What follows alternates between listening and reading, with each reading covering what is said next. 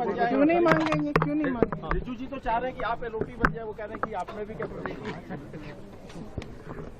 ये सब बातें इसलिए कही जाती हैं क्योंकि जो मेरे भाई करते हैं वो सच बोलते हैं।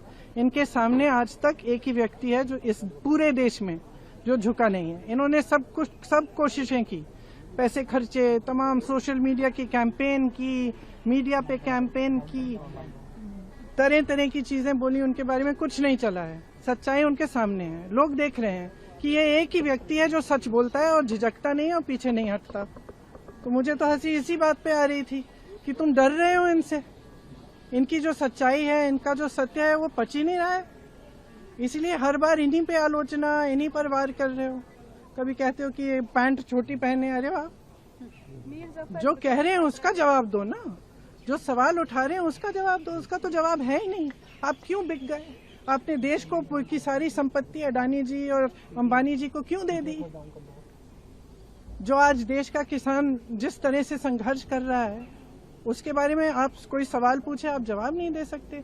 तो यहाँ इस सदन में पिछले, मैं नहीं हूँ, लेकिन पिछले 2-3 सेशन से मैं देख रही हूँ कि यहाँ असली चर्चा नहीं हो रही है। जो एक्चुअल मुद्दे, वंदे मातरम पे हमने चर्चा कर ली भर के, और नेहरू जी पर, इंदिरा जी पर सारी आलोचनाएं करते रहे हैं, लेकिन हमने एक असली चर्चा नहीं की कि महंगाई क्यों बढ़ रही है, बेरोजगारी क्यों है, आज देश की स्थिति क्या है, आप अमेरिका को सब कुछ ऐसे थाली पे परोस कर दे क्यों रहे हैं, आप अडानी अंबानी जी को सारा देश बेच क्यों रहे हैं, ये चर्चा नहीं हुई है।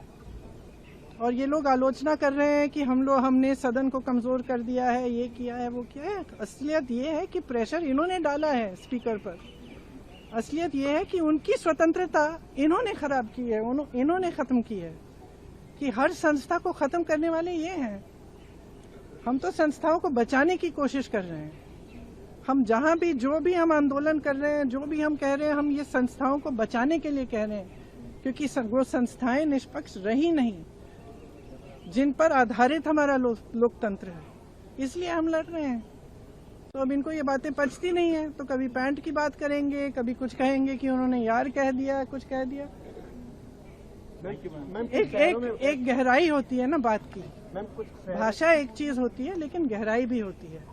और जो इंसान बार बार सच कह रहा है, वो सच किसी न किसी तरह से बाहर आ जाता है। और इस देश की जनता की खासियत ये है कि चाहे समय लगे, लेकिन सच्चाई वो समझ जाते हैं। मुझे याद है मेरी दादी जी भी यही कहती थी कि आप नकली होने की कोशिश करो, कुछ भी दिखाने की कोशिश करो, अपनी इमेज बनाने की कोशिश करो, कुछ नहीं चलेगा। इस देश की जनता सच्चाई देख लेगी, देख रही है। समय लगा है, लेकिन देख रही है।